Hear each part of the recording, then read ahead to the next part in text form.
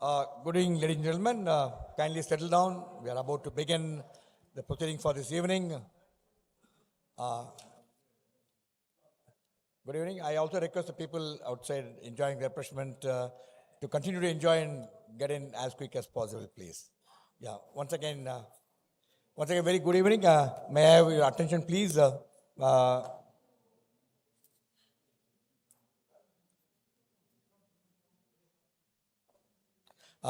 Once again, very good evening. I just want 1 minute your attention, please. Excuse me, sir. Can I have your attention for a minute? I just want to really share with you one of our managing committee members, Mr. Senlinathan. He is the managing director of TANFAC and also chapter chairman, and also a member of the MMA managing committee. Unfortunately, he died last night, young at 63 years old. And also great supporter of MMA, great passionate gentleman. And I thought as a mark of respect to the departed soul, may I request you to please raise for a minute, sir. Thank you.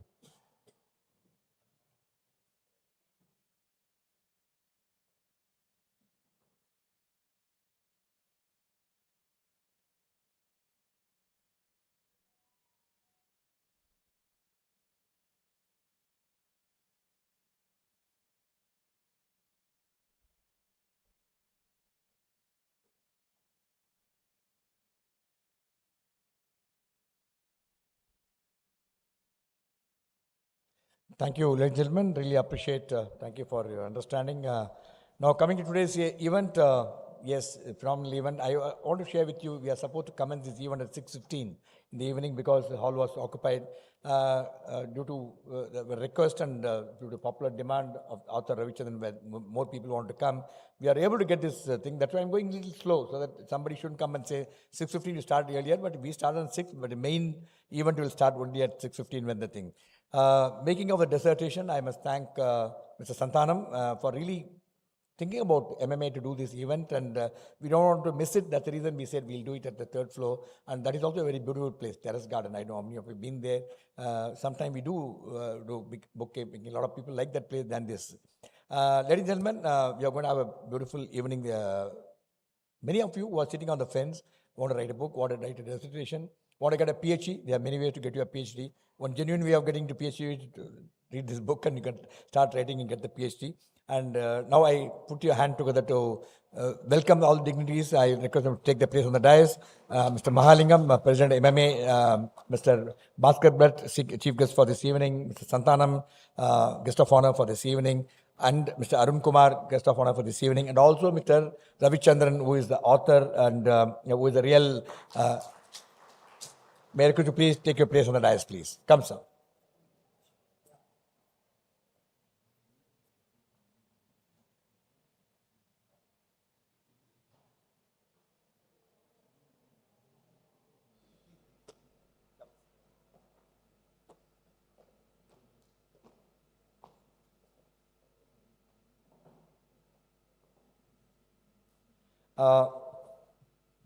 The format of this evening is after the formal launch and welcome address by the President of Madras Management Association, and the author will share his thoughts. Then each of the speakers, chief guest and guest of honor will share their thoughts. Then it will be a free-flowing conversation.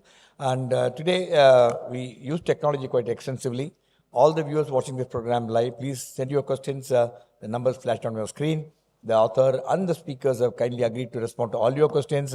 All those who are here, there is a QR code on the back, and you can watch. You can see scan the QR code and send your questions. And we got a very good Mentimeter, and all your questions will be flashed on the screen. You got a QR code? Yeah, it's there. It's a QR code. You can, any part of the auditorium, you can scan it and you can send your questions.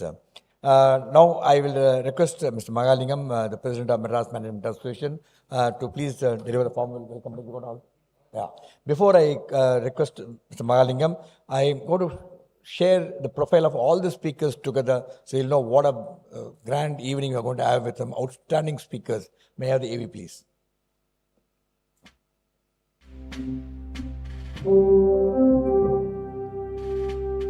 Mr. K. Mahalingam, President of Madras Management Association and Director at TSM Group, is a transformation specialist and seasoned investor with over 35 years of experience. An alumnus of NIT Trichy and IIM Calcutta, he led T.S. Mahalingam and Sons into a multi-business, multi-location enterprise. Mr. K. Mahalingam is also a prominent angel investor and active leader in alumni and entrepreneurial communities.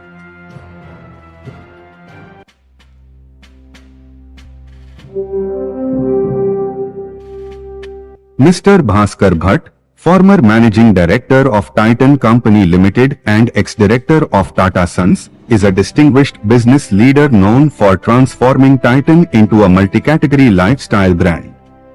Starting his career at Godrej and Boys in 1978, Mr. Bhaskar played a key role in expanding Titan's portfolio and growing its market cap to $13 billion.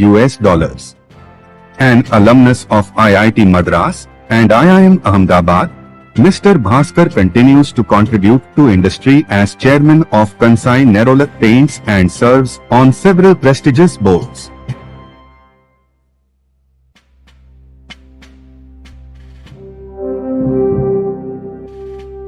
Mr. B. Santhanam is the CEO Asia Pacific and India and chairman of Saint-Gobain India. An alumnus of IIT Madras and IIM Ahmedabad, Mr. Santhanam is known for pioneering Saint-Gobain's glass business in India and building a world-class manufacturing facility.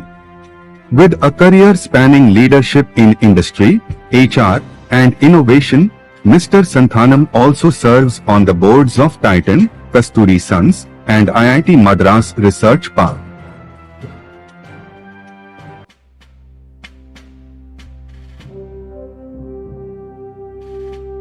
Dr. A.N. Ravichandran, former director and president of J.K. Fenner, is a seasoned business leader and transformation consultant.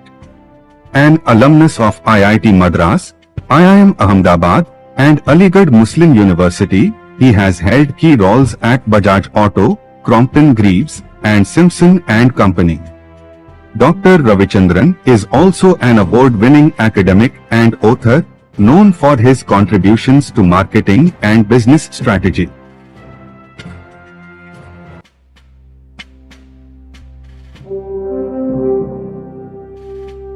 Dr. Arun Kumar is a professor and former head of the Department of Management Studies at IIT Madras, specializing in finance and corporate governance.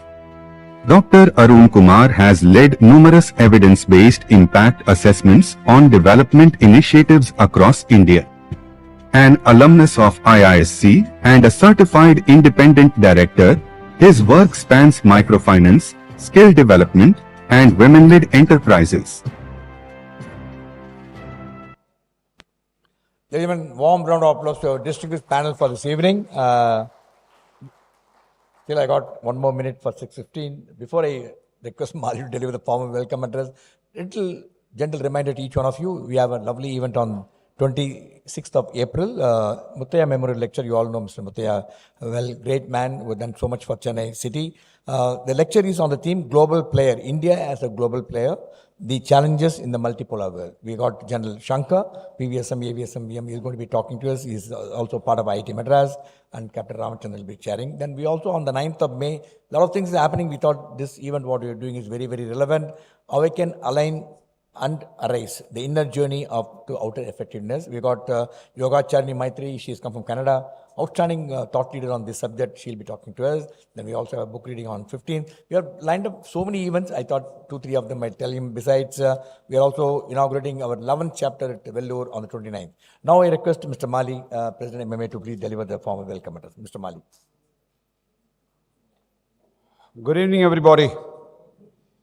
For a warm welcome to the dignitaries on stage, Dr. Ravichandran, Mr. Bhaskar Bhat, Mr. Santhanam, Mr. Arun Kumar, Professor Arun Kumar. I'm a little overwhelmed. I heard the name IIT maybe 7 times. I heard the name IIM Ahmedabad maybe 8 times, makes me a little envious. I'm from IIM Calcutta. I was wondering why on a Saturday evening, the MMA auditorium was so packed. It rarely gets so packed on a Saturday evening. It could be one or two things. The power of, obviously, the speaker, the book, the topic of the day. Then I'm tempted to say, I'm repeating myself, I think it's the power of the network, I'm telling you. I am Ahmedabad and IIT Madras. I think I see so many of them here. Thanks so much for turning up and making this such a great function. Thank you, first of all. I think I am Ahmedabad alumni, really rock. Okay. So thanks. It's really heartening to see a Saturday evening filled. Bhaskar, I've been here on many Saturday evenings. We don't get more than 25 people, I can tell you. So I've counted around 85 people now. Okay, maybe a little more. Thanks. And Group Captain Vijay Kumar, of course, make sure that the best gets the best response. Correct, Vijay Kumar? Yeah. A topic like this. Anyway, so it's really my pleasure and privilege to welcome the participants and special invitees to this very special launch and discussion on the book, The Making of a Dissertation, Challenges of a Mid-Career PhD, authored by Dr. A. Ravichandran. I must mention in context that anything related to management thought, any books related to management thought, I think MMA has been the port of call for most authors recently. And thanks, Mr. Santhanam, for bringing this to MMA again. Yeah, so because we have had some fantastic book launches, thanks to support from all of you. And I think a couple of years, I remember Mr. Bhaskar Bhat's book also we did here, I remember. So I think MMA has become, thanks to the Group Captain Vijay Kumar, the port of call for management-related book launches. For the benefit of our guests, now that I've thanked all of you, a bit of bragging about MMA. Since we've been around since 1956, 8,000 members, 10 chapters, Best Management Association, 14 years running till 2002-23, and still going strong. And all thanks to one man, Group Captain Vijay Kumar and his team. Thanks, Group Captain.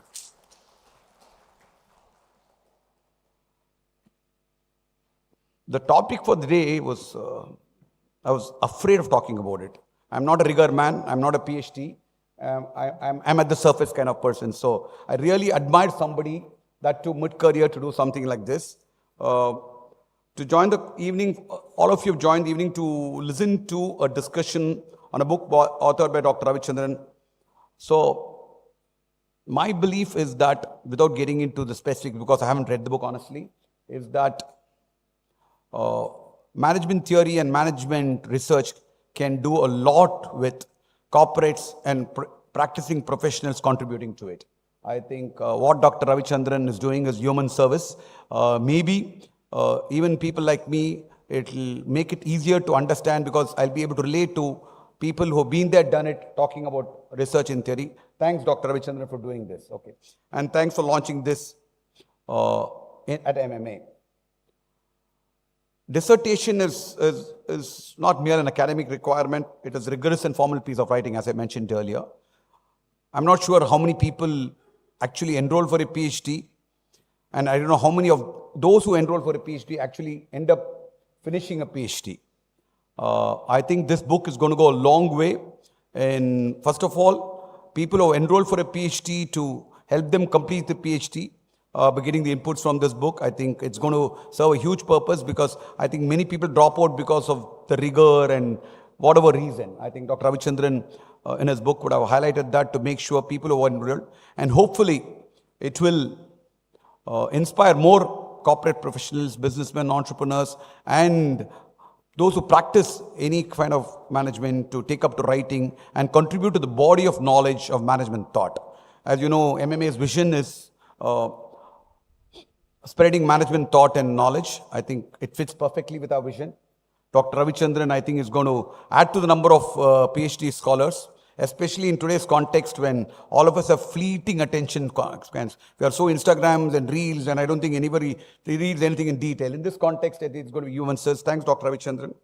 Again, thanks all of you for coming here this evening.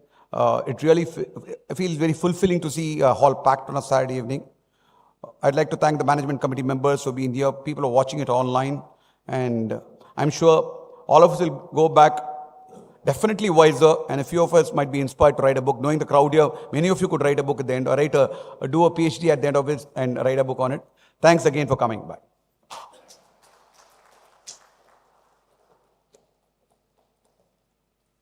Thank you, Mr. Mali. And now we come to the most awaited moment for the evening, the launch of the book, and also a soft launch and picture of mechanic at the book. May I request the chief guest and Bhaskar Bhat to step forward. Other dignitaries do the honor of formally launching the book.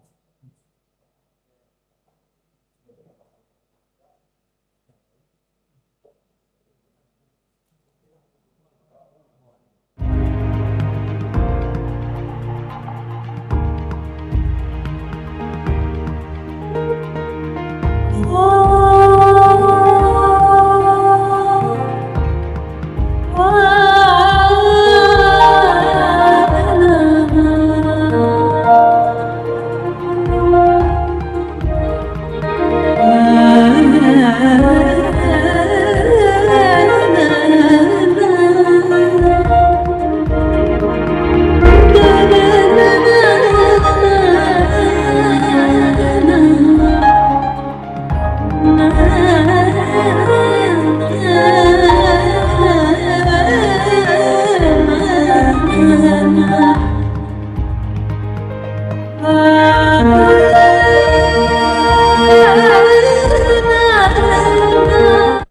and gentlemen, book is available for sale at a very, very special price. Thank you, Dr. Ravichandran. Now I request Chief Guest for the evening, Mr. Bhaskar Bhat, to share your thoughts on it. Please, sir.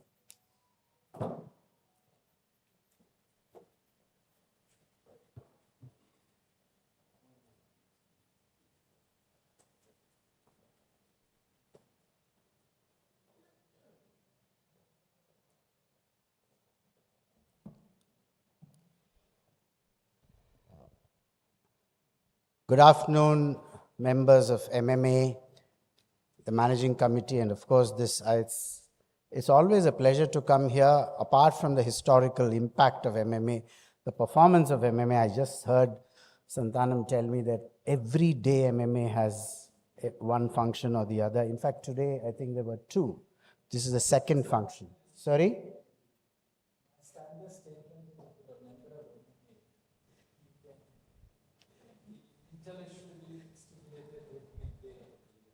Fantastic. Sure. But to start with, let me break this ice a little. This evening really belongs to Ravi, A and Ravi. So I would be happy if we heard him rather than certainly what I have to say. But let me start with where Mali started, and before that, Captain Vijay Kumar. There seems to be a mafia here, which is IIT, IIM, and so MMA, FIA, it looks like. That's the way you have projected it, IIT, IIM, this, that, and all. But in relation to this book, let me go back a few months. Was it 4 or 5 months back? About 4 or 5 months back, Ravi came over to Bangalore and talked to me about writing a foreword for this book.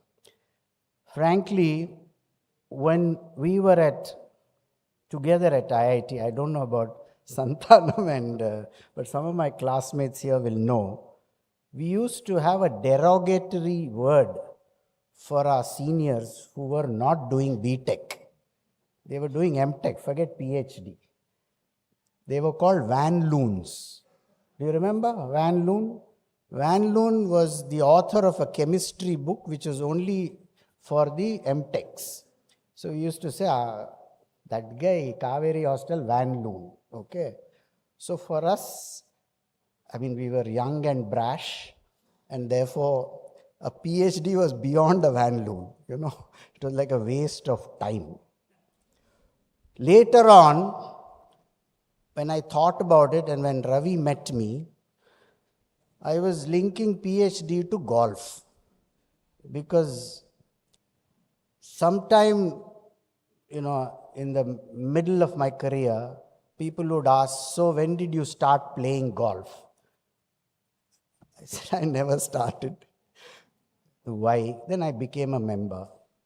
And then I felt it was even bigger waste of time for 9 holes, 2.5 hours. Then I don't know, maybe I don't like the game. And then you say, no, I have no time, because you don't have any skill in the game. So I used to think maybe golf and PhD are similar, that when you don't have anything to do, you play golf. Or you have an excuse saying golf is for networking in the industry. You meet a lot of senior people and therefore you network. But that one meeting with Ravi that afternoon, I met him because he's a buddy of mine, but thereafter he turned from a buddy to something else. That is what I want to tell you about. I'm not saying it transformed me, but it certainly has changed my view about the subject, PhD. So I'll just be brief. We pride ourselves in this country saying we are intellectually ahead than, the IITs and the IIMs and, they are global institutions and so on and so forth. But what Ravi told me that day about the incidence or the percentage of people who make it to PhD, who finally go through the whole process and get the PhD, is a very small percentage of the number of people who actually try to. It's 124,000 people, of which some very small percentage makes it every year. He will talk about it, those percentages, they are small. And but when you read the book, or rather when I heard Ravi, I realized the rigor that is applied. To that extent, you actually feel a little proud of this country, that we do still have, we take our PhD very seriously. But this is again not about that. It is about Ravi. I just want to talk about Ravi. After having heard him that day, one is because of the PhD, I think he's very learned. No doubt about it. He's very learned. But chapter by chapter, he is meticulous. You should see what he's been through. Meticulous because you have to ensure that everything is factual and data driven. He's committed. He's been through some difficult times. He had 2 years of health problems and he didn't give up. He appeared for an exam even when he was unwell. An exam, imagine, 50 years, how many years? 40 years after passing out of IIT, he's written some exam, 9 subjects or something like that. And he topped all of them. Committed, diligent. You have to be very, very careful that the work that you do has not been done before. Number one, and many of you who have done this probably know. And therefore, you have to be careful. Your guide can help, but it's your responsibility. Determined and tenacious, and both are similar, but I think more than determination, tenacious. He just held on. So many people discouraged him, and some of them friends. Atanu Ghosh discouraged him, if I'm not wrong, and somebody from the IIT itself discouraged him, saying, not worth it, not meant for you. Professional. Most importantly for me, highly energetic. 4:30 a.m. he would get up, 4:30 to 6:30 he would do work on this PhD, dissertation. But beyond all this, when you read the foreword itself, what impresses me most is, this reads like, I wouldn't respect or disrespect the other book, but this reads like a spiritual book. He calls it a sadhana. The doing of a PhD is a sadhana, unless, having gone to IIM, I thought I must come prepared, like this is going to be a case discussion. So I must mark all the pages where I have, noted things, etc., etc. I also became rather diligent, But after each chapter, it's not just a summary. It's about what to look out for. 200 of them, if I'm not wrong. 200 of them?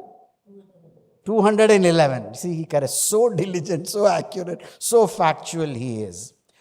So, I think it's going to be worth hearing him out as to what it takes to do, as both Vijay Kumar and Mali said, this is going to be of great use to those who will pursue a PhD.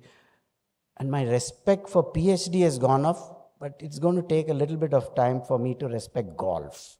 So somebody hopefully will come and talk to me about golf and how you have to call spiritually awakened and so on and so forth. Some people do tell me about that. But in all this, finally, I forgot, and this happened really like an awakening for me, on what was the subject of his PhD. Because this book is about how to do a PhD. And that subject is where I want to finish this, my speech, my short speech. Hopefully we'll hear more from him, which is quite esoteric, It's about a subject called CPE, correct? Consumer and Ethics That is, he's worked all his life on consumer brands, and therefore it's about ethicality of rather measuring what is known as the CPE and its effect on, in a way, consumer behavior, brand equity. I guess it's so new and so novel. I mean, we all take it for granted that there is ethicality linked to brands. And it is very evocative for me because I remembered a very critical time. They told you that I'm an ex-director, Tata Sons and all, but more than that, more importantly, I've spent about 45 years in the group.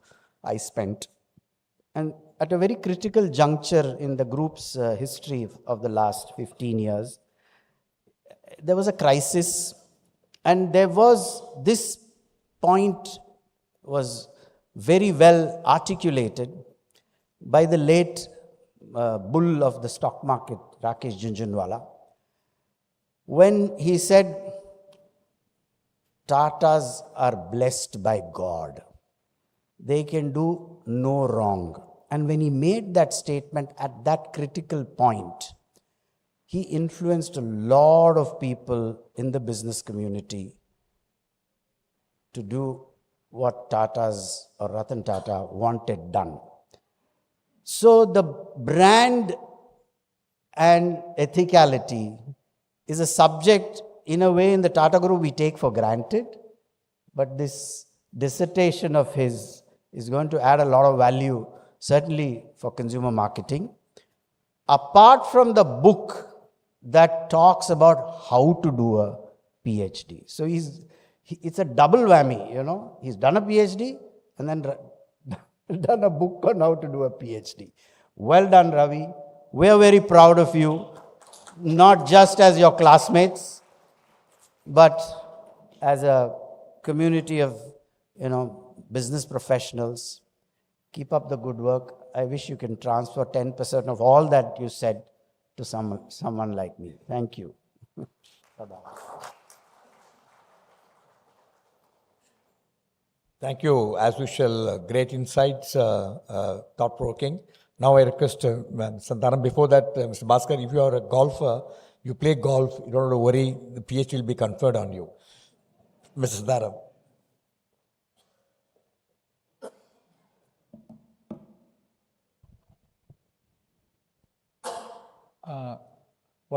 Thank you for accepting to host this.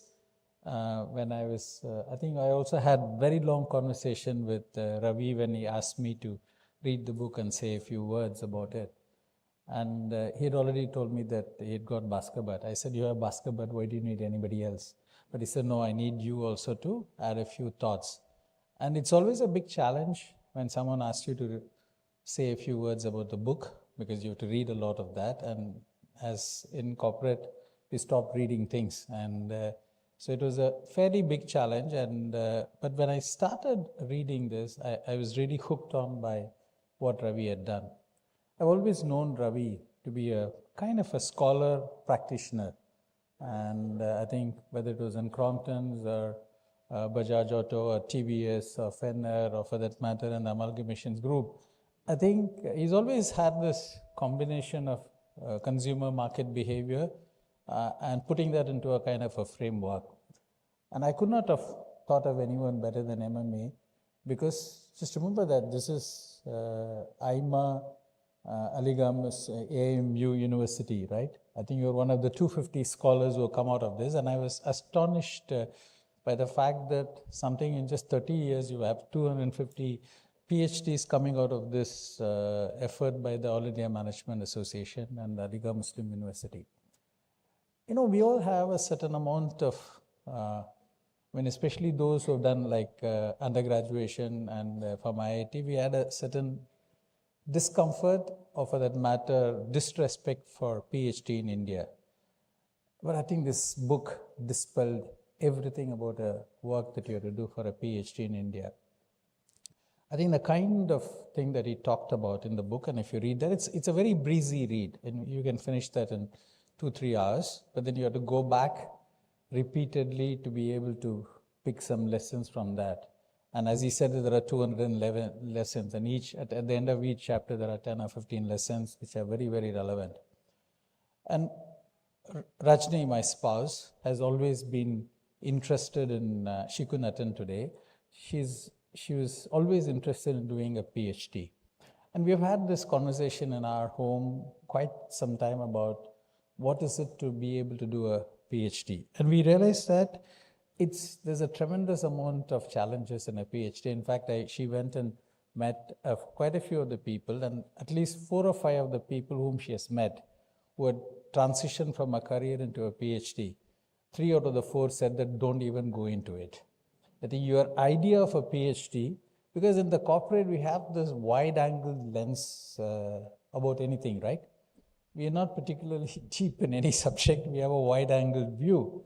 But PhD is, and the discussion that I've had with Ravi, it's really narrowly focused.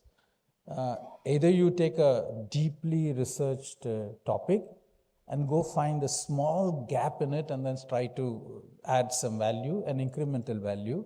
It's a beginning of a journey. It's not an end point as what we think. So I think, almost everyone said that they've dissuaded, but after this conversation with you and the book, which he has also read a part of it, I think this is kind of given a certain hope that it's really possible to do something very interesting. So a couple of things is, I think if you go through this book, quite often we have these, a lot of finance for non-finance, AI for dummies and things like that. This is really a book written for smarts for being able to do a PhD. I think the kind of detail that he has gone through, and it's 7 years effort, and right, 2016 to 2023, and as Bhaskar said, it was interrupted by a couple of years where Ravi was not very well, including during a period where he had to take his exam after the first 12 subjects, right? You have to complete? Yeah, 12 subjects. Okay. So one of the things is the path to a PhD is highly non-linear. It's kind of, you meander a little bit, you're not very sure how it is. But he has really made it very clear as to be, he said something there, once you choose a guide, you're wedded to the guide. And you actually don't realize that it's probably, you're lucky if you get the good guide, but if you happen to not get a good guide, and I've had several examples, including in my own family, if you don't get a good guide, you're in deep trouble, you can't change. And the second thing which was very interesting that when I went through this book was that you have to choose your title very carefully. A change of title is almost impossible.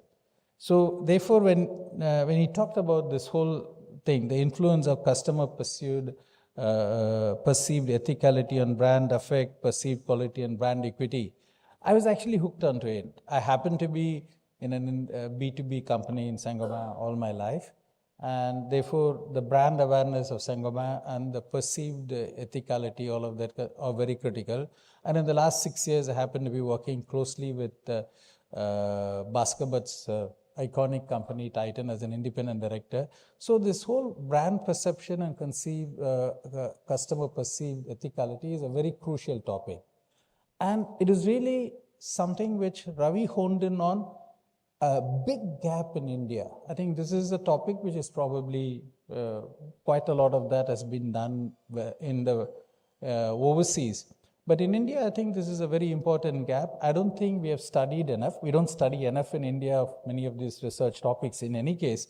But this is a very important gap. How do I really put in brand equity, brand loyalty, brand affinity, and what is the relationship between that and the ethical dimensions of consumer perception?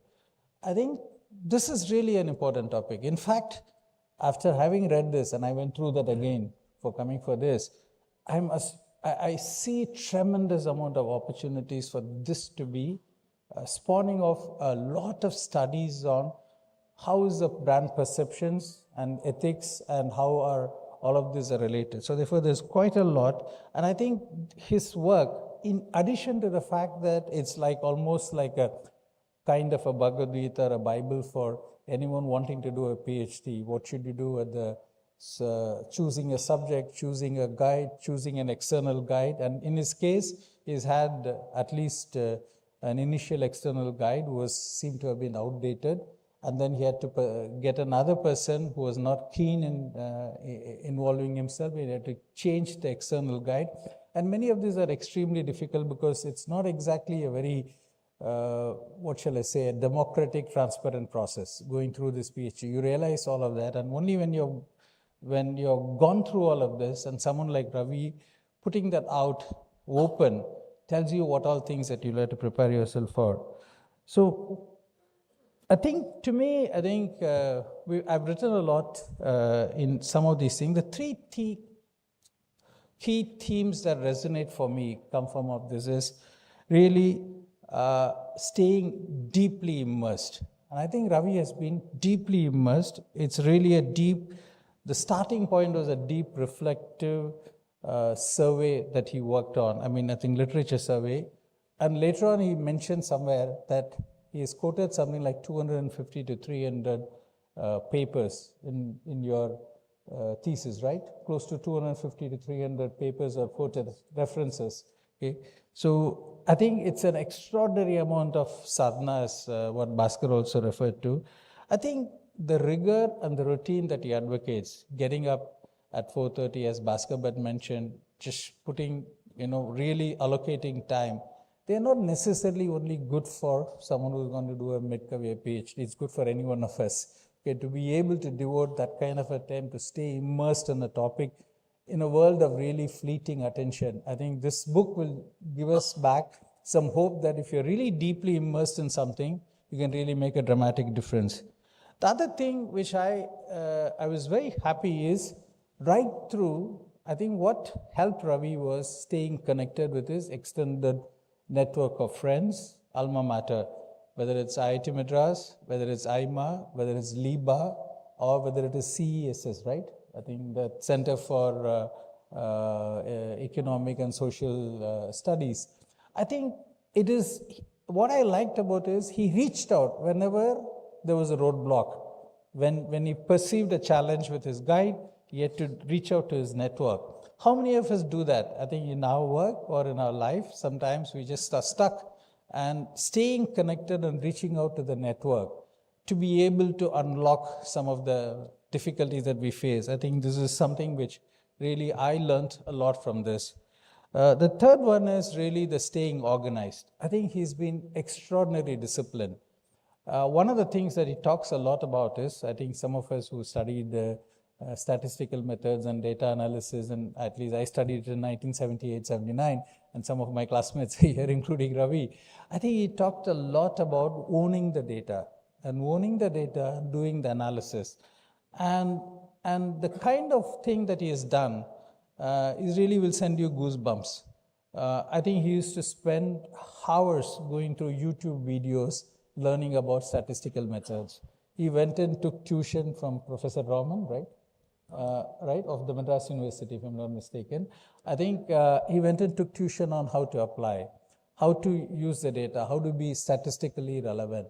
I think in every one of this, it is not just that all these are useful for doing a PhD, but the fact that many of this, the deep immersion, staying connected, staying organized right through, to be able to conclude something as interesting as this is really what stood out for me. Okay, I have actually two suggestions, and I hope that we will take this up. One, I think this is a must for any university. I do hope that the universities, and they have this initial 12 courses. I do hope that this book becomes a must read for any budding scholar, so that the person understands this whole path that has been deconstructed. Every single, it's a labyrinth. You will have many obstacles, and how do you overcome these obstacles? How do you prepare for yourself? I think so. I hope that it is done. And I hope that I've said to Ravi that I think you should digitize this book, because it's not relevant only for those who are aspiring to do a PhD. It's relevant for any one of us. I think I hope that can be done, and I'm sure that you'll be able to take the help from MMA, and I think many of the others would be interested in helping you with that. I think I plan to revisit this book. I think whenever I feel the urge to be able to do something more, definitely not a PhD, but at least where I have to study some subject in depth, I think I'm going to follow the Ravi's process that he has detailed out significantly. So I'm really hoping that this book, I think there are many books on this PhD. I think you'll see a lot of references in this thing. But this has really been crafted with a tremendous amount of dedication and discipline. That's truly rare. I think wish Ravi and everyone who chooses to read this book, I think it's, as you engage in your pursuit of scholarship and research, this can be really illuminating your path. Okay, so there's so many things that we can learn from this. I'm really looking forward to, I hope that this book is phenomenally successful. There are many people who benefit from that.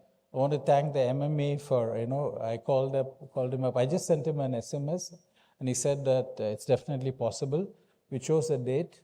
Big boss Bhaskar Bhat has to be there. So he said that I'm only available between 4 and 8 on 19. We just said, okay, we chose this date and the whole thing has worked out. Thank you. And I as I said, to get about 100 of them to come here, it's really Bhaskar Bhat, Ravi and MMA pulling the people. And I noticed that both the IIT and the IIM alumni also has helped us to get this.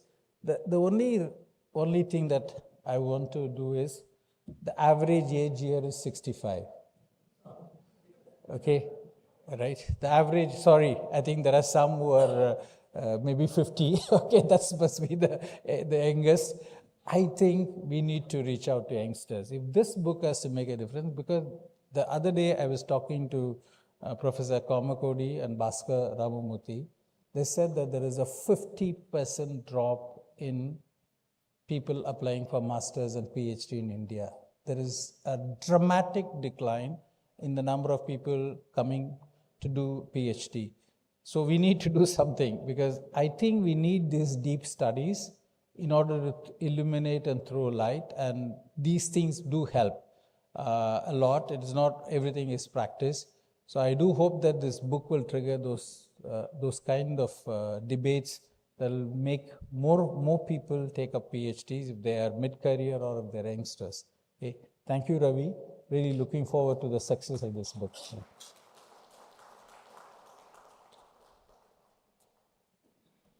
Thank you, Mr. Santhanam, for also recommending and choosing, convincing Ravi to host the thing. We are really delighted and privileged. While we have about 150 people watching it here, we have more than 461 people watching it online, sir. So I'm quite sure that a lot of young people are watching it actually.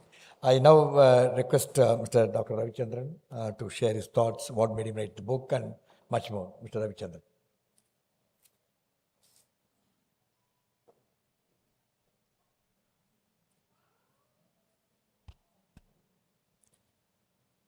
President Shri Mahalingam, Chief Guests Bhaskar Bhat and Santhanam, the Evergreen Group Captain, Shri Vijay Kumar, distinguished guests in the audience, Mr. Chandramohan, President of TAFE, here in person as well as those who are attending the session online. At the outset, I extend my sincere thanks to those present here as well as those participating online. In the next 20 minutes or so, I will try and describe the essential features of the just launched book. The book is the story of my PhD journey, long and winding, frustrating, exhilarating, and elevating by turns. I believe that by sharing the experience may give some insight to others who are pursuing the same path. It is as much a practical and handy reference as it is a learning guide on the step-by-step process. It is a chronicle of the trying times as well as the enjoyable ones. It narrates an individual's journey as he struggles through unknown territory and navigated several crossroads, and outlines the way conflicts got resolved through diligent application of mind. I went to invite Professor Kamakoti, Director of IIT Madras. Unfortunately, I had to be in Bangalore today. He instantly understood the significance of the book. He asked me to deliver the keynote address for the valedictory session the very next day, 30th of March, to 600 odd research scholars from across the country who are attending their All India Research Scholars Summit. 30 copies of the book were awarded to the best presenters in that 4-day summit, jointly by the director and myself. I think probably the organizer of the event is also here with us today. Further, on the 15th of April, I had the honor of sharing the platform at Anna University at the launch of their biannual PhD Scholars Induction Program with over 1,000 participants both in person and online. The book was introduced to the audience by Professor Velraj, ex-VC of Anna University. There is an increasing demand from professionals and a curiosity to know what getting a PhD is all about and how it benefits one's career, self-actualization, and such superordinate goals. The book is a first-person narration of the 6 years I spent while working to obtain the doctoral degree. It is an experience guide to aspiring scholars, especially in the area of business management and social sciences. It is interspersed with several anecdotes, memes, and many learning blurbs that makes a difficult subject easy to read, and more than 200 learning points. Whenever a creative illustration makes you chuckle, you may know that it is a handiwork of Nitya Kalyani, the sole creative director of the task. The narration covers the complexities of the admission process, selecting the right institution, systemic challenges within institutions and roadblocks, and such generic subjects. Managing the 4 important pillars of life at the same time: job, career, family, health, and the PhD journey simultaneously. The need to reach out to a number of experts, publishing and the management of plagiarism, and the intricacies of the research process in all detail. The stalwarts who wrote the forewords and afterword for the book insisted they read the draft cover to cover before agreeing to do so. When I read through these, I was truly overwhelmed, as I did not seem to disappoint them, and nor did they. The reason I am stating this is that they almost summed it all up and made my today's task easy. While Professor Velraj is an academic researcher and scholar of big repute, Bhaskar and Santhanam, between them, represent almost the entire landscape of the Indian industry. In addition, one of them served on the boards of 2 national academic institutes of repute. I must hasten to mention the 4 other top academics from various fields whose endorsements find a place in the book. An important aspect of the book is the lessons learnt that punctuate each of the 14 chapters.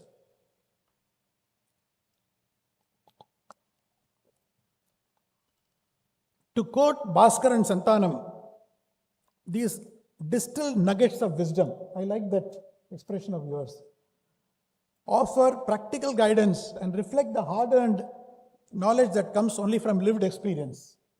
Wow, language. Demystifying and illuminating each stage of the nonlinear path that so often confounds many aspiring scholars with specific lessons. All I had to do was cut and paste. Essential for navigating and ultimately succeeding in this complex endeavor. This book serves as an invaluable resource for anyone, be it a young mind at 26 or a seasoned leader at 60 embarking on their own path. The 3 themes that resonate throughout are stay immersed, stay organized, and stay connected. Santhanam described to you in great detail about these 3 aspects. So I am skipping that. In fact, I thought I'll make it part of my speech. To quote further, it's a well-known fact that a huge number of scholars who begin their research do not complete their PhD. You see, this percentage can be a little controversial. I read somewhere that in the US it is 50%. But I took this point, more than 2 lakh people apply for a PhD in our country. And 25 to 35,000, depending on the source data, obtain their PhD. So that means there is a pipeline of people who are struggling with it. And the time period they take is what makes it the percentage so low. This first person narrative can be essential reading to such people. The lessons, when applied, can significantly amplify your efforts. The need for a nation that has knowledge as a competitive advantage is a much higher number than this. So this book serves as a national need. It is a must read for every PhD aspirant, both freshers and mid-career professionals who want to break out to pursue academics. What is clear is that there are factors of uncertainty, misguidance, intake quality, and many such unknown factors. The book illustrates all of these and much more. All these pearls of wisdom are not mine, but quote unquote, of those on the days. They have got to where they are by sheer hard work and application, and I salute them for what they are. One of the 14 chapters deals with publishing in scholarly journals, easily the most challenging task for a scholar. This is dealt with in great detail in the book. It was found between the years 2017 and 2019, a year after the rule for mandatory publishing was brought about, that around 75% of the articles published were published in non-Scopus index journals. This is in spite of the fact that 14,000 journals were listed as Scopus indexed in the area of humanities and social sciences alone. Predatory journals and middlemen have erupted unhindered. On the flip side, we need to recognize that the responsibility is equally on the side of the system and the processes involved. The book graphically deals with this subject in great detail. I must hasten to add that given the sensitivities of the people and the multitude of institutions involved, the narration had to consciously avoid any references that could be construed as pointing fingers. As far as I could judge, I have carefully navigated away from such remarks, while at the same time not sacrificing the basic facts, as otherwise there will be no worthwhile learning. This book talks more about the systems and processes involved rather than the individuals and institutions. Greater diligence is needed from the candidates who seem to walk into a PhD program with inadequate mental preparation. The book, in my opinion, acts as a valuable guide in this regard. No one book can possibly cover all ground. If this and similarly intended books can improve success rates, it would mean that they have served a definite purpose. In my 6-year journey, only 4 years were productive. The narration of the book is as much about the 4 productive years as about the other 2. What motivated me to take the effort and time to record my experiences was a desire that the challenges that I underwent may yield learning points to active working people who desire to walk this path, especially in the later stages of their lives. If the learnings enable better management of time schedules, reduction of delays, better understanding and clearer understanding and efficient uses of the processes, some purpose would be achieved. People working in business, industry, the bureaucracy, defense, and other fields seem to have a growing need to obtain a PhD and change the course of their careers midway. In some cases, a doctoral degree may enhance the potential of the candidate to do her job better. There are people who enjoy this beautiful process as a means of self-actualization. It may well be that each experience is different from the other. It may well be that some may have it easier and some tougher than my individual experience. Nevertheless, there are bound to be common learnings, which in short is the intention behind this book. On the whole, I feel every reader will relate to at least 2/3 of my experience, some relevant, some not so relevant. There could be some repetitions, but these are in different contexts and for emphasizing a learning point. It is as much about the people, the processes, and the support groups as it is about learning, application, dedication, and being alert and smart at the same time. The book is organized in 3 sections and 14 chapters, each of which deals with a specific area, scanning through the 6 years in a kind of a sequence. I intended that this should read like a story, relating my experience and challenges at several critical points in the long journey. the reader may look at it as mirroring her own situations or dilemmas. The book is not a substitute for learning various constituents of research such as literature review, types of research, research methodology, research design, sampling techniques, statistical tools, questionnaire design, understanding plagiarism, and everything else.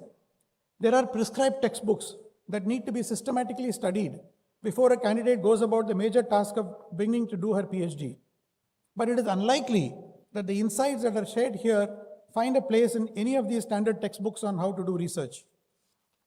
Some approaches and strategies suggested here are simple to practice, and some need greater focus and application. The chairman of my management school, while mentioning the success rates, read the silence in the class and reminded us saying, after all, you are aiming to get the highest degree, is it not? He is one of the highly cited authors today, but went through a rough patch of change of guide and change of topic for extraneous reasons, and spent a whole of 11 years before he obtained his PhD. As I read this, I can relate to much of it through my own experience. There were many inflection points. One wrong step and months, if not years, could have got wasted in the wrong direction. I have tried to highlight from my memory most of my struggles I faced in my long walk from Varanasi to Amritsar. Now I need to unravel this Varanasi-Amritsar riddle. The first ever thing I learned is that the process is like a long winding walk from Varanasi, or if you like, Kanyakumari, stop over at Allahabad, Agra, and so on, and until you reach the Golden Temple. Each stop is a milestone, consisting of many furlong stones, so to speak. Reading of this book can also be done selectively, as and when you get to progress to the section you're dealing with, and to address conflict situations as and when they arise. Reading can also be repeated, which will start making more sense as conflicts arise as and when progress is made. I have tried to pause at every stage and narrate how conflicts arose and how they got resolved. But let me assure you that reading just the 211 lessons in Appendix B at a single stroke is the surest way of learning nothing. The book has a friendly reading textbook format, an easy pricing, and a special launch price here today for you. Ms. Abhi here is in charge and will help you with it. Do add it to your library, even if you're an avid fiction reader. PhD is not merely an endpoint, but a vital starting point for research that identifies and fills gaps in the existing body of knowledge. Looking back, embarking on a PhD has enriched me in many ways. My mind, which was there before and after, I think are two different minds. It opened my eyes to many things I did not know about or consider seriously. It took me back to the basics that we all forget in course of time.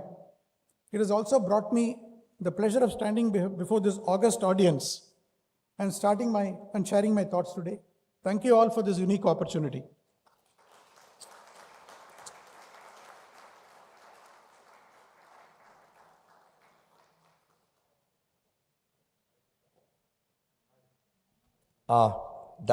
Thank you, Dr. Ravichandran, for sharing the insights. I'm quite sure those who are sitting on the fence, whether to write or not to write, will jump and grab a copy of your book and start writing for the dissertation. Now I vote to Mr. Arun Kumar, for taking forward for a conversation. In the meanwhile, audience, if there are any question, please scan the QR code, send your question, and another 10 minutes we'll go for the Q&A session. Thank you. Thank you. Thank you, Group Captain J. Kumar.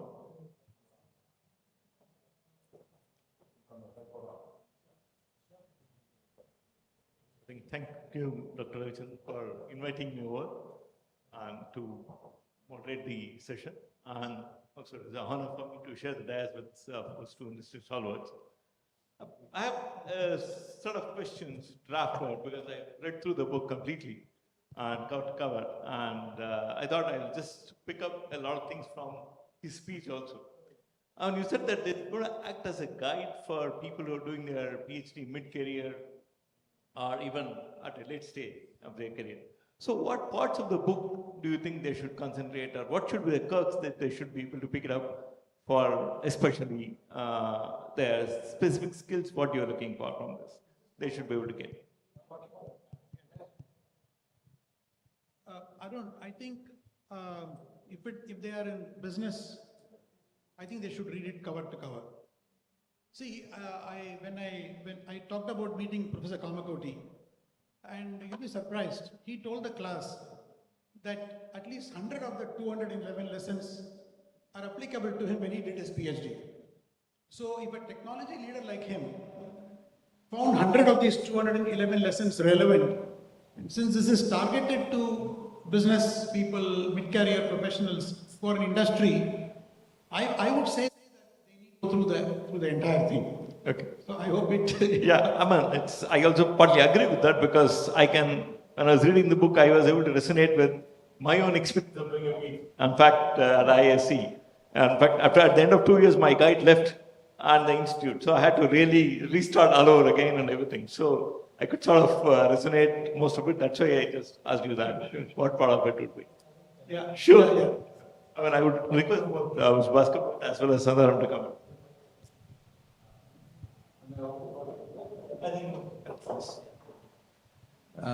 No, it's not just for research scholars. We have a research center in IIT Madras Research Park, and we have 60 PhDs there. And soon after reading your book, and there was a fairly sophisticated work that they were doing. So what I did was, I was just going through your chapters. I said, what is your research objective? What's your research methodology? What questions are you trying to answer?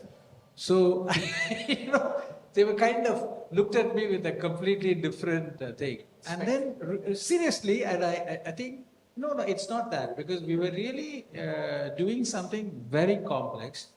And we just found that our researchers were just going all over the place. And this was a 4-year project on a new product and a new solution that we're trying to introduce. And when I went back, and I just found that those basic questions that have you done the literature survey? What is it saying? Where are the competitors in this area? Frankly, I use this. So therefore, it's not just for budding research scholars. I think we are talking about a lot of innovation in companies, and I think we are talking about R&D percentage in India going up from whatever percentages to a higher level. I think all of us are making efforts. But for leaders to understand this process is really useful. So running through this, it is not necessarily that it's only for those who are going to be doing a PhD. That's really my take on this. Yeah, I just will add to what Santhanam said. For me, it started with, this, we are woefully disrespectful of the industry-academy relationship. I'm not saying disrespectful, but it has not been celebrated sufficiently.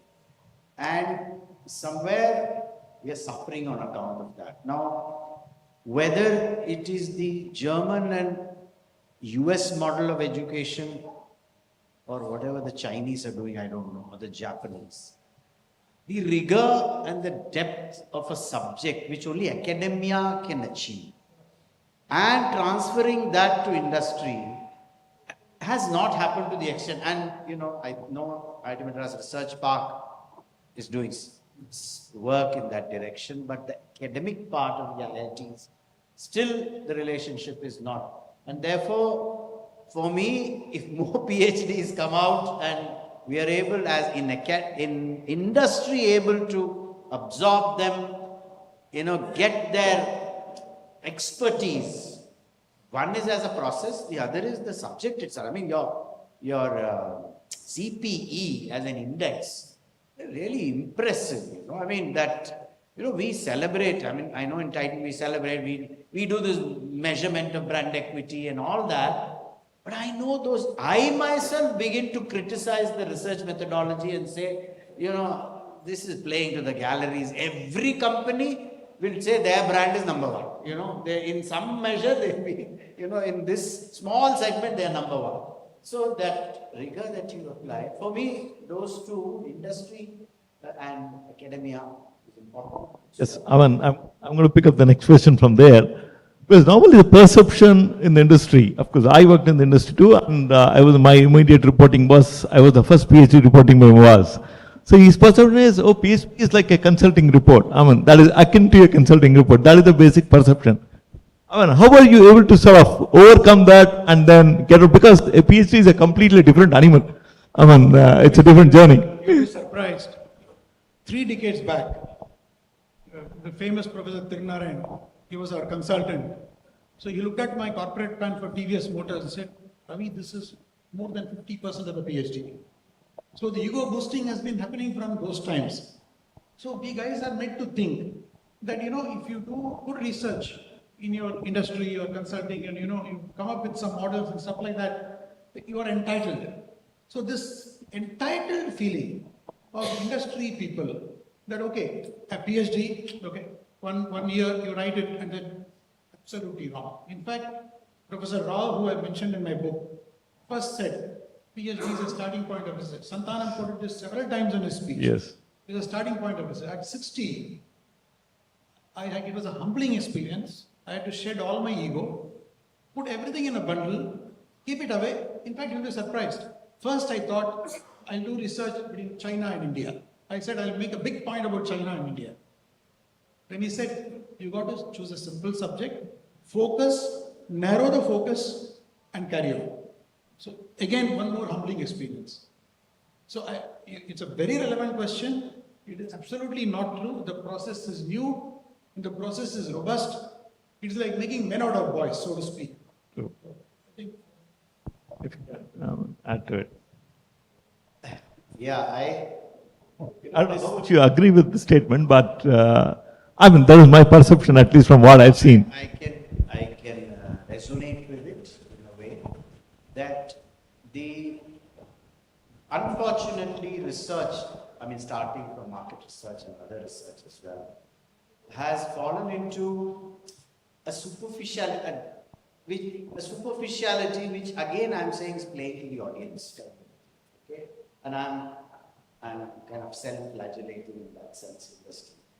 But the value of real in-depth work, I guess it has to, like he said, I worked with one company, on the board of one company, it's German, 8% of turnover on an 82 billion euro turnover annually, close to Ireland. Okay? Now, it is a commitment in a way, and the outcome of that from economics today is even measurable. But the work that they do is fundamental. Therefore, the respect has to come from somewhere else, from the top, and we have not achieved that in this country. And as you said, we have unfortunately dismissed as consultant. No, Maybe that was a very strong statement, but that is the usual perception, I thought. And I think there is a shift that is taking place in India. There are 2 things which are happening, trends in the world that I see since I represent a large multinational. One is the quality of engineering talent that is moving into non-tech companies. When we say tech companies, it is really the ICT. Non-tech companies in US and in Europe is pathetic today. You won't realize how little real talent people are coming. So that is a huge opportunity for India to leapfrog. So therefore I see a tremendous amount of opportunity. The second one is the global capability centers have dramatically transformed the research capability in India. I think today there are about 1,700 global global capability centers. At least about 1/3 of them are focusing on engineering and R&D out of India. And for instance, in Chennai today, you have Renault Nissan, which has got 10,000 people doing R&D in product development and many other engineering and others. So what is suddenly there is a shift in India towards research and development, largely induced by the availability of talent at optimal cost and the shortage of such talent coming into our kind of industries which are not tech.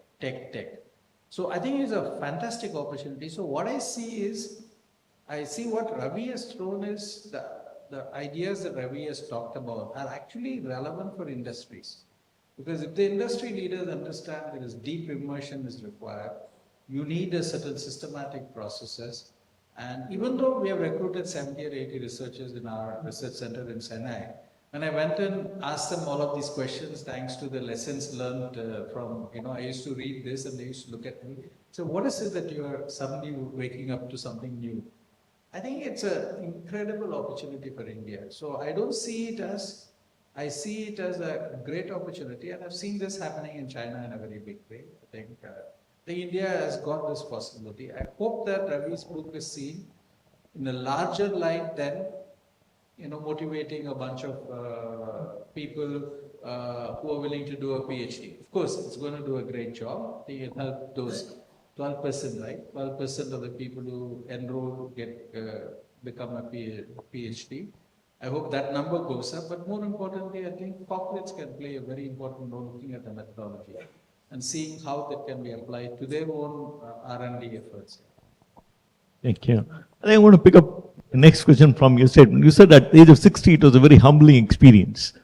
Normally, doing a PhD itself is a very difficult experience. Mid-career, very difficult. You are doing it towards the fag end of your corporate career. It would be an understatement if I say it was a challenge, right? It was something much more than that. So what are the kind of changes that you were sort of visualizing, and how do you have to sort of transform mentally to sort of undertake this journey itself? In short, what are the motivation? Of course, yes, yeah. Actually, okay, due respects, I'd rather that the entire thing is something which will benefit as a first person to a second person. The book is about dialogue from me, first person, to the intending people. Because, for instance, when I was in that interview, the dean, who was 5 years younger than me, looked at me and said, Mr. Ravichandran, what's your career objective? I said, sir, he was chuckling and smiling. I too smiled. I said, for me, I'm pretty content with what I've got in my life. I said, for me, the means and the end are one and the same. So the smile widened, the grin widened. So why I'm saying this is that the entire book is structured in such a way that a person like me, who approaches with zero stakes, so to speak, is relating a story so that people who are actually, people have stakes, they need a career, they are doing it for a purpose. So I want them to benefit from these 211 lessons. Do not shortcut the whole thing. Don't read Appendix B and say, oh, okay, we know all this. Right? So my motivation, if you look at it, even though it's a very specific thing, I don't know how relevant it is, but however... For doing a PhD itself. Yeah, I'll tell you. See, there are 2 times in my life when I wanted to do a PhD and I couldn't. So, in the year 1994, I had almost shifted academics. I landed the top job a marketing job in Bajaj Auto. So that was obvious. Then I shifted and I went back into industry. Then again in 2001, I got the TTK chair professor in your dorms of marketing management. I shifted to Crompton Greaves to manage the consumer businesses. So therefore, this restlessness of an industry guy never ceases. So when all restlessness ceased, I said, this is the time to do it. But to be frank, even that is not a proper explanation.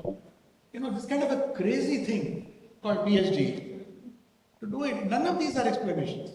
It is something, it's come from deep within.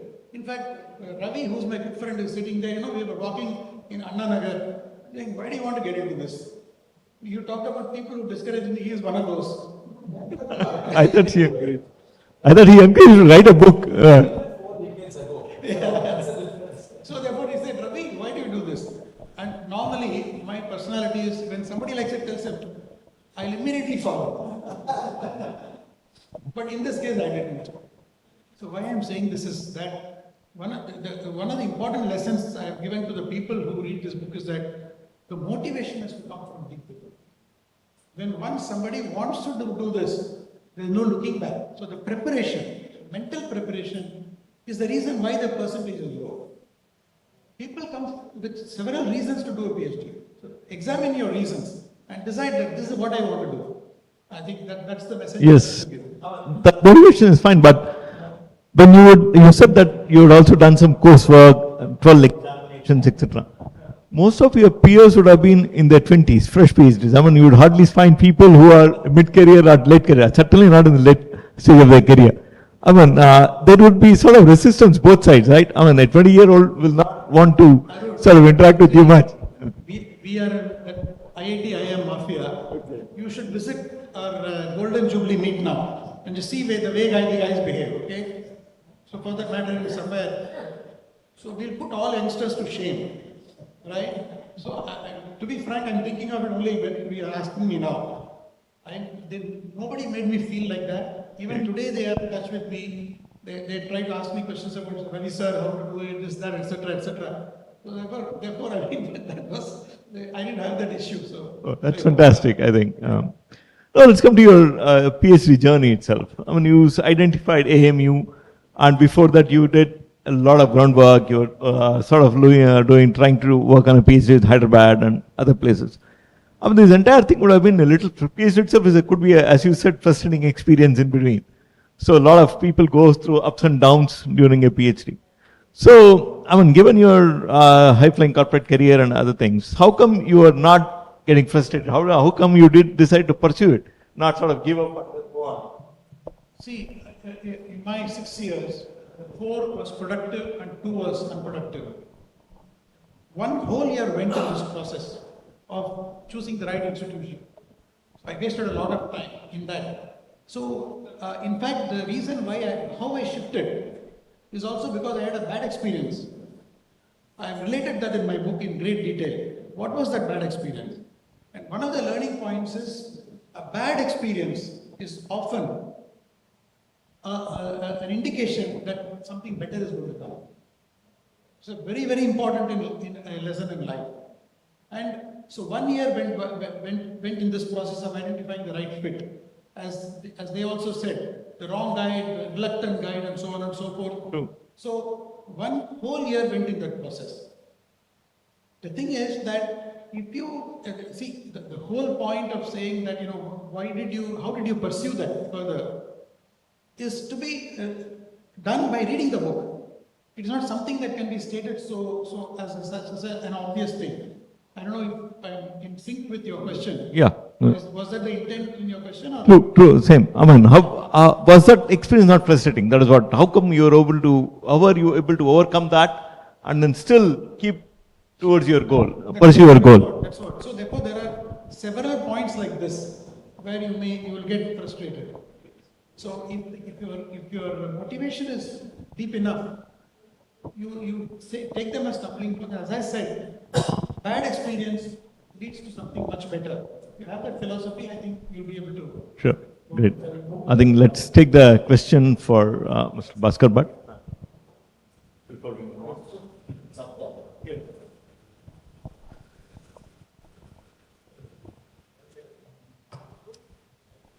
Thank you for that very insightful question. It is a subject which is close to my heart, but certainly is close to Titan's heart. Just to give you a background, most of you would have viewed Titan through its wonderful stores, the great advertising, some of the good products, stylish, etc. But what goes behind Titan, in fact, it's a Tamil Nadu-based company of manufacturing. Titan is very, very deep into manufacturing. Now, I don't want to jump the gun and say companies who are in manufacturing do better R&D than companies. See, today the problem, one of the problems with this, the other side of the coin of this question is, India is so full of opportunity that, and in this world of apps and quick fix solutions, you can actually put together a product, any kind of product, even a very high tech, let's say wearable watch or a wearable device or a consumer durable without knowing what is inside that product. That is, the rigor that a company like Titan applies, whether it makes a watch or a piece of jewelry or lens or even a sari, it is a DNA of the company. That is what the company calls itself as category expertise rather than a retailer. Let me explain to you. If you go to a retailer like a Chroma or a Westside, I'm taking my own group's companies so that there is no, D-Mart, the celebrated, high market cap retailer. They are traders.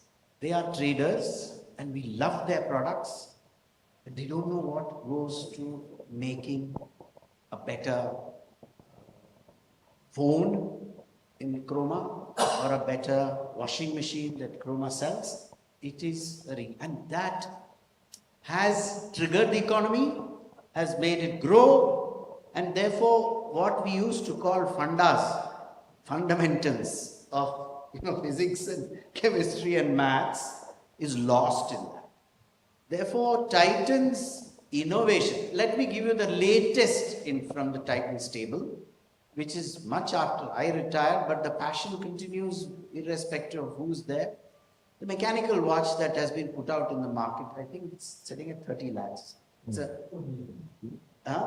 tourbillon. Yeah, it's called a tourbillon. Okay. Now the manufacturers across the world make a tourbillon. Now tourbillon, Titan could have outsourced completely. But Titan has gone into the depth of, and Titan is a quartz watch maker, 18 million quartz watches, and this is not even 50, 60 of those. So that passion of going in depth into a product, that is when you then discover more and more ways of improving the quality of the product. Not just where the market is, what design sells, rather than how can you make a good product. Therefore, that innovation which comes later, for example, we were one of the first to get into the IIT Madras research park. Small outfit because we make small product, but we were the early ones, and all the question, the model is very simple.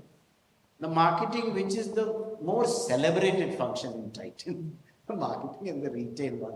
The questions that they have, that is, customer is asking for better plating. I'll tell you, because they want a guarantee on the gold plating of a watch. Titan used to do gold plating 100 years back, whatever, 30 years back. And it was the R&D guys who came back with the physical vapor deposition process, which is it was at that time a big breakthrough. But much later, the carat meter for the jewelry business to be able to, for the customer to be able to measure the caratage of her, this all came from manufacturing. It's not a marketing innovation at all. It's turned out to be, latest one is diamond. The latest one is on LGD, natural diamonds versus artificial diamond. And also another very interesting research output is how do you really measure the brilliance of a diamond? We have the 4 C's. How do we really look at it very differently? So, now I think Titan has found the value of doing this and going there, but it comes from wanting to make your own product, wanting to be confident of what you're selling, whether you're selling a lens, to be able to understand, to give confidence to the customer that we make our own lenses. Jewelry, it is the biggest outsourced industry in this country, largest number of vendors. But Titan knows how to make a piece of jewelry, we make our own, but not 100%. So it starts with, that is the process in Titan, the questions that customers have, how can we solve for that, and then it goes back into R&D. And there's a handshake between aesthetic design, engineering design, manufacturing. If that handshake happens beautifully, then you have an economic output which is really extraordinary. The Edge watch. I can go on and on. That's my passion. So Next question for you, I think Santhanam. the next question, actually, I'm quite happy about the progress that has been made in the last 10 years in IIT Madras Research Park. There are two parts to it. One is really the deep connect with the IIT labs and the IIT professors, and really purposeful research and leveraging the IIT Madras analytical capabilities. The second one is really leveraging the students who are really pursuing. More importantly, a large number of we recruit a lot of people who are masters. I think IIT Madras has a very nice program to do a PhD for the masters working in our areas, very highly relevant. And I think there's a tremendous amount of improvement that has taken place. In my opinion, IIT Madras is, maybe because I'm a student of IIT Madras, I don't know whether the other IITians are present here, but IIT Madras is is ahead of the curve compared to probably IIT Delhi and IIT Bombay and IIT Kharagpur in these particular areas, where I think there is a very strong collaboration between industry and this. And I'll just give an example. Today we are doing some very sophisticated modeling of large furnaces where we melt glass. A lot of the data analytics that is going into it comes from the data science group in IIT Madras, and they work very closely with our data science group, plus the thermal modeling of a furnace melting glass at 1600 degrees. So there's a tremendous amount of collaborative work that is going on now. In the past, it was very difficult to collaborate with academicians because their interest is deep work and not agile work. Whereas companies require agile work, and sometimes we are not deep enough. I think we have become deeper, and IIT Madras and academicians have become more agile. I think this is a transition that is taking place. I'm positive about it, and as I said before, I think large companies like Bosch or Saint-Gobain in India or many other companies are actually having this global capability center, which are really moving towards R&D and ownership of the entire platforms now for development and others. I think more and more research, more and more collaboration between IITs, IIScs, NITs, and some other companies, some other people like SRM, BIT, and many others are likely to happen. So I see this in a positive way. Very true, because in the last 15 years, I've been seeing a lot of transformation in terms of more of applied work coming in, and applied research coming in. And here, I think I'll take that question a little later because that question will sort of, Professor, you can take the question. We got a lot of questions. I'll show the questions. Can you have it a rapid fire? You can answer quickly so that I can accommodate as many questions as possible. For you, sir. I'll take the question. All 1 minute answer, please. Because I think most of the answers what Dr. Ravichandran would give would address that, and then we'll come back to it. Yeah. Next question, please. I think I have one or two more questions to Dr. Ravichandran. Time. You have to take the flight. Audience, yeah. You have to catch the flight. Yeah, quickly. This is a question come from the audience. With ChatGPT and other such tools has made review of literature briefs as it speeded up the shrunk in the time to acquire a PhD now than what used to be 5 years ago. But this can be answered only by people who use ChatGPT. But anyone, sir? I don't think so. I don't think so because ChatGPT just gives the format. That's all. Yeah. Okay. Because most of the things what we can cost check it and it's from ChatGPT. So ChatGPT doesn't give a very authentic one, I think. Please, sir. There is something which surprised me, and I was always worried about it, is there is a thing called plagiarism index. And I think he talked about that it should be less than 10%. And he had a lot of difficulty in because he had used a lot of words which are available in the public spaces. We had to bring it down from 14 to 10, right? It took a lot of time. So therefore, I don't think ChatGPT will be that useful in helping you write your PhD dissertation. Because today plagiarism check is one of the mandatory things that is requested for a PhD. So we'll take last two questions. Yeah. How doing a PhD in India is different from doing a university in USA? Same. Anybody? I think, Nothing much, sir? Yeah, nothing much. I think doing good PhD in India is as difficult as doing good PhD in anywhere else. Or doing, rigor-wise, I think doing a good PhD, I think the rigor-wise is not very different at all. To Dr. Ravichandran, sir.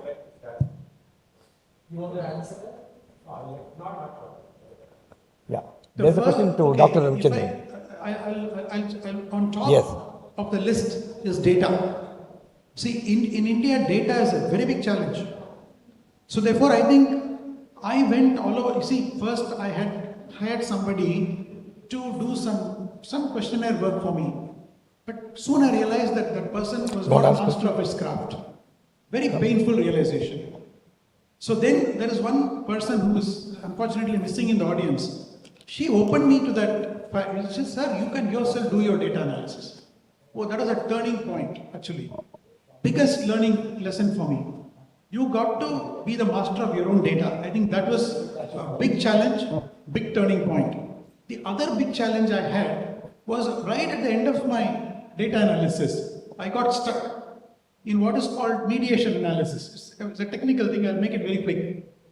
So the master who taught me probably did not understand the subject very well. I don't want to talk much about it in an open forum. Then somebody opened my eyes to saying that I'm not doing the thing, that the mediation analysis the way it should be done. And then came the YouTube. That was the other unexpected challenge. I must have gone through hundreds of YouTubes, gone all over the place.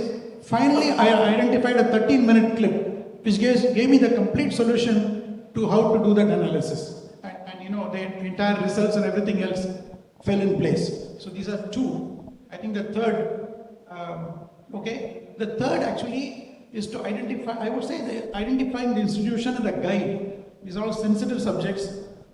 Getting the correct guide and networking is another very important thing that you need to prioritize in terms of doing your...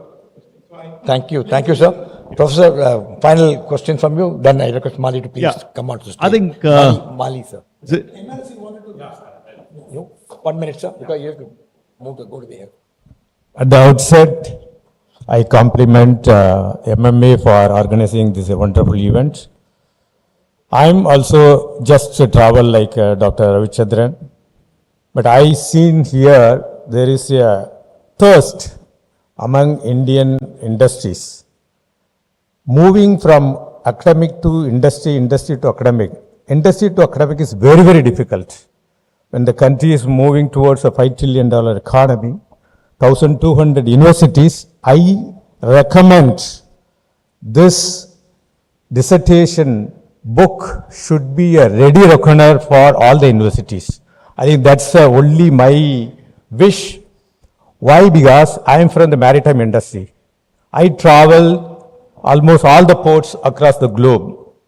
37 years leadership experience. I did my PhD last 7 years travel. This is something similar what Mr. Dr. Ravichandran has gone through. Academics should take this as a smart guide for them. The success rate, it's not going to be the 12%, it should be tripled in the future years. I wish that.